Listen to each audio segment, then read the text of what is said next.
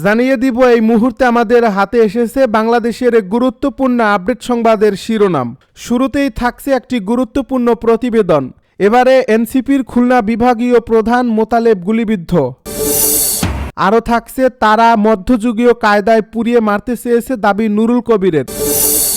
এদিকে ঢাকা 10 আসনে মনোনয়ন ফরম সংগ্রহ করলেন আসিফ মাহমুদ। আরও থাকছে বেগম খালেদা জিয়া চিকিৎসা নিতে পারছেন বলে মন্তব্য জাহিদের। এদিকে খালাস চেয়ে সাবেক আইজিপি মামুনের আপিল। সব শেষে জানিয়ে দিব প্রথম আলোতে হামলার ঘটনায় অজ্ঞাতনামা 500 জনকে আসামি করে মামলা। এতক্ষণ শুনছিলেন হাতে থাকা আপডেট সংবাদের শিরোনাম, এবারে বিস্তারিত। তবে তার আগে অনুরোধ রইল ভিডিওটিতে একটি লাইক এবং কমেন্ট করে জানিয়ে দিন ভিডিও সম্পর্কে আপনার মূল্যবান মতামত। আরও জানিয়ে দিন ভিডিওটি কোথা থেকে দেখছেন বা কোন জেলা থেকে দেখছেন। এনসিপির খুলনা বিভাগীয় প্রধান মোতালেব গুলিবিদ্ধ। জাতীয় নাগরিক পার্টির খুলনা বিভাগীয় প্রধান এবং এনসিপি শ্রমিক শক্তির কেন্দ্রীয় সংগঠন মোতালেব শিকদার গুলিবিদ্ধ হয়েছেন। সোমবার বেলা 11:45 দিকে দুর্বৃত্তরা তার মাথা লক্ষ্য করে গুলি চালায়। গুরুতর আহত অবস্থায় তাকে উদ্ধার করে খুলনা মেডিকেল কলেজ হাসপাতালে ভর্তি করা হয়েছে। সোনাডাঙ্গা মডেল থানার তদন্ত কর্মকর্তা অনিমেষ মণ্ডল বলেন, মোতালেব নামে এক ব্যক্তিকে দুর্বৃত্তরা গুলি করলে উপস্থিতি জনতা তাকে উদ্ধার করে প্রথমে খুলনা মেডিকেল কলেজ হাসপাতালে নিয়ে যায়। পরে চিকিৎসকদের পরামর্শে তারা মাথার সিটি স্ক্যানের জন্য শেখপাড়া সিটি ইমেজিং সেন্টারে নেওয়া হয়। ঘটনার পরপরই পুলিশ ঘটনাস্থলে গিয়ে তদন্ত শুরু করছে। হামলার কারণ ও জড়িতদের শনাক্তে কাজ চলছে। তারা মধ্যযুগীয় কায়দায় পুড়িয়ে মারতে চেয়েছে বলছে নুরুল কবির। দেশের শীর্ষস্থানীয় গণমাধ্যম প্রথম আলো ও ডেইলি স্টার কার্যালয়ে সংঘটিত হামলাকে মধ্যযুগীয় কায়দায় বর্বরতা হিসেবে আখ্যা দিয়েছেন সংবাদপত্র সম্পাদকের সংগঠন সম্পাদক পরিষদের নির্বাহী কমিটির সভাপতি ও দৈনিক নিউ এর সম্পাদক নুরুল কবির। তিনি বলেন, এ ধরনের হামলা শুধু সংবাদ মাধ্যম নয়, পুরো সমাজ ও গণতান্ত্রিক ব্যবস্থার জন্য ভয়ঙ্কর বার্তা বহন করে। সোমবার রাজধানীর একটি হোটেলে আয়োজিত প্রতিবাদ সভায় এসব কথা বলেন নুরুল কবির।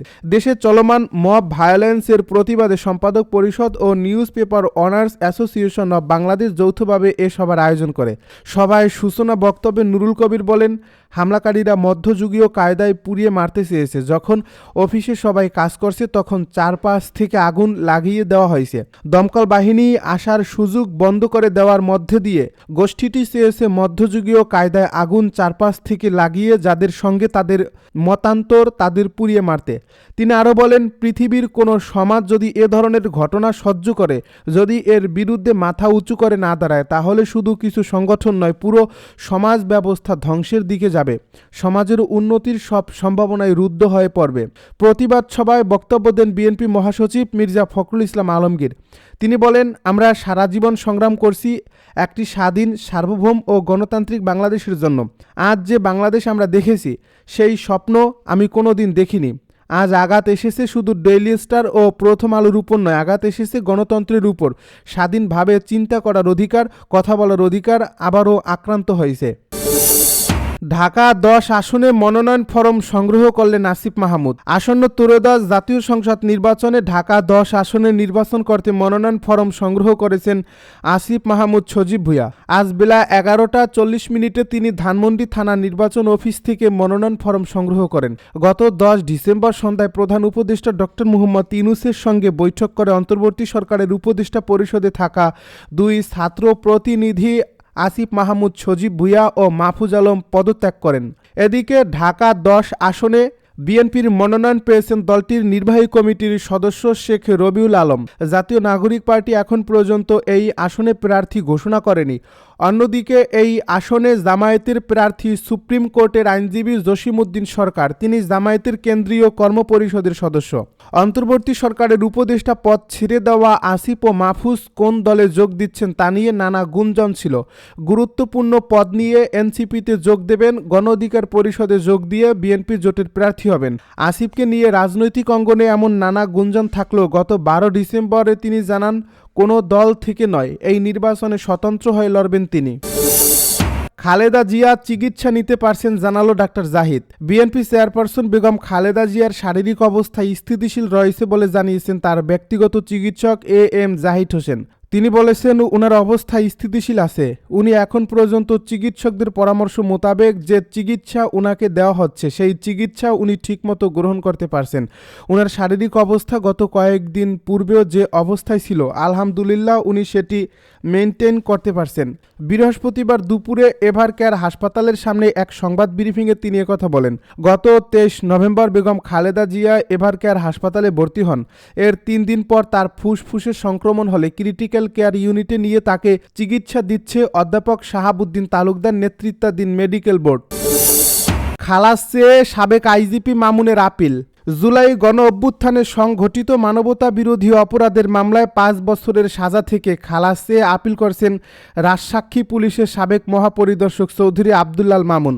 সোমবার সুপ্রিম কোর্টের এক সূত্র জানায় গত 17 ডিসেম্বর এ আপিল করা হয়েছে। 2024 সালের জুলাই আগস্টের গণ অভ্যুত্থানে সংঘটিত মানবতা বিরোধী অপরাধের মামলায় আন্তর্জাতিক অপরাধ ট্রাইব্যুনাল এক ক্ষমতাচ্যুত প্রধানমন্ত্রী শেখ হাসিনা ও সাবেক স্বরাষ্ট্রমন্ত্রী আসাদুজ্জামান খানকে মৃত্যুদণ্ড এবং রাজসাক্ষী সাবেক আইজিপি চৌধুরী আব্দুলাল মামুনকে 5 বছরের কারাদণ্ড দেন। গত 17 নভেম্বর বিচারপতি মোহাম্মদ গোলাম মর্তুজা মজুমদারের নেতৃত্বাধীন 3 সদস্যের ট্রাইব্যুনাল ওই রায় ঘোষণা করেন। এই রায়ে দণ্ডের সঙ্গে শেখ হাসিনা ও আসাদুজ্জামান খানের সম্পদ বাজেয়াপ্ত করার নির্দেশ দেওয়া হয়। পাশাপাশি শহীদদের পরিবার এবং আহতদেরও যথাযথ ক্ষতিপূরণ দেওয়ার নির্দেশ দেওয়া হয়েছে। এছাড়াও অপর অভিযোগে শেখ হাসিনা ও আসাদুজ্জামান খান কামালকে আমৃত্যু কারাদণ্ড দেওয়া হয়। তবে এই আমৃত্যু কারাদণ্ডের বিরুদ্ধে গত 15 ডিসেম্বর আপিল করছে প্রসিকিউশন। ওই দিন আন্তর্জাতিক অপরাধ ট্রাইব্যুনালের প্রসিকিউটর গাজী এম.এইচ. তামিম সাংবাদিকদেরকে জানান গণ অভ্যুত্থানের সময় সংঘটিত মানবতা বিরোধী অপরাধের মামলায় শেখ হাসিনা ও আসাদুজ্জামান খানকে 2টি সাজা দেওয়া হয়, একটি আমৃত্যু কারাদণ্ড আর একটি মৃত্যুদণ্ড। আমরা আমৃত্যু কারাদণ্ড বাড়িয়ে 2 জনের মৃত্যুদণ্ড চেয়ে আপিল করেছি। আপিলে আমরা মোট 8টি যুক্তি দিয়েছি। প্রথম আলোতে হামলার ঘটনায় অজ্ঞাতনামা 500 জনকে আসামি করে মামলা। জাতীয় দৈনিক প্রথম আলো কার্যালয়ে হামলা, ভাঙচুর, লুটপাট ও অগ্নিসংযোগের ঘটনায় 400 থেকে 500 জনকে অজ্ঞাতনামা আসামি করে মামলা করা হয়েছে। রোববার দিবাগত রাত 12:10 দিকে এই মামলা করা হয় বলে প্রথম আলোর পক্ষ থেকে জানানো হয়েছে। সন্ত্রাস বিরোধী আইন, বিশেষ ক্ষমতা আইন ও সাইবার সুরক্ষা অধ্যাদেশে এ মামলা দায়ের করা হয়েছে।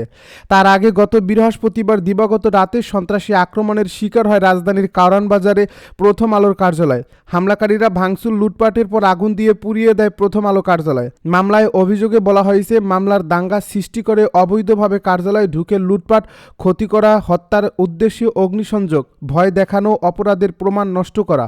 মামলায় প্রথম আলো পত্রিকার প্রকাশনা বন্ধ ও অফিসের কাজে বাধা দিতে, অগ্নিসংযোগ ও ভাঙচুর, অনলাইনে অপরাধমূলক কর্মকাণ্ডের নির্দেশনা দেওয়া এবং অন্তর্ঘাতমূলক কাজের অভিযোগ আনা হয়েছে।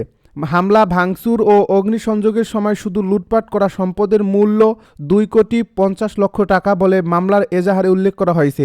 এজাহারে প্রথম আলো আরও জানিয়েছে সব মিলিয়ে ক্ষয়ক্ষতির পরিমাণ 32 কোটি টাকা। মামলার এজাহারে আরও বলা হয়েছে গত বৃহস্পতিবার রাত 11:15টার দিকে 20 থেকে 30 জন অজ্ঞাতনামা দুষ্কৃতী দেশীয় অস্ত্র, লাঠিসোঁটা, ধার্য পদার্থ নিয়ে মিছিল করে কারওয়ান বাজারে প্রথম আলো কার্যালয়ের সামনে এসে হামলার চেষ্টা চালায়। পুলিশ বাধা দিলে তারা বেআইনিভাবে প্রথম আলো কার্যালয়ের সামনে সমবেত হয়ে উত্তেজনা সৃষ্টিকারী স্লোগান দেয়। বিভিন্ন জায়গায় ফোন করে ও সামাজিক যোগাযোগ মাধ্যমে পোস্ট দিয়ে তারা লোক জড়ো করে প্রথম আলোতে হামলার জন্য উস্কানিমূলক পোস্ট দিতে থাকে। এজাহারে আরও বলা হয় ঢাকার বিভিন্ন জায়গা থেকে 400 থেকে 500 জন দুষ্কৃতকারী প্রথম আলো কার্যালয়ের সামনে জড়ো হয়। রাত 12:50 দিকে তারা প্রথম আলো কার্যালয়ের ফটকের কাজ ও শাটার ভেঙে ভাঙচুর, লুটপাট ও অগ্নিসংযোগ করে। তারা ভবনের সামনের কাজ ভেঙে আসবাবপত্র, মালপত্র, নথিপত্র নিচে ফেলে আগুন ধরিয়ে দেয়। বিভিন্ন তলার 150 কম্পিউটার, ল্যাপটপ, বৈদ্যুতিক সরঞ্জাম, লকারে রাখা টাকা, প্রথম আলো প্রকাশের বইপত্র লুট করে নিয়ে যায় দুষ্কৃতকারীরা। তারা ভবনের অগ্নি নির্বাপন ব্যবস্থা নষ্ট করে ফেলে, সাক্ষ্য প্রমাণ নষ্ট করতে সিসিটিভি ক্যামেরা ভেঙে ফেলে। তারা ফায়ার সার্ভিসকেও আগুন নেভানোর কাজে বাধা দেয়। অন্তর্বর্তী সরকারের পক্ষ থেকে জানানো হয়েছে জাতীয় দৈনিক প্রথম আলো ও ডেইলি স্টার এবং সাংস্কৃতিক সংগঠন ছায়ানট ও উদীচীর কার্যালয়ে ভাঙচুর ও অগ্নিসংযোগের ঘটনায় এখন পর্যন্ত 31 জনকে শনাক্ত করা হয়েছে। এর মধ্যে 9 জনকে গ্রেপ্তার করেছে আইনশৃঙ্খলা বাহিনী।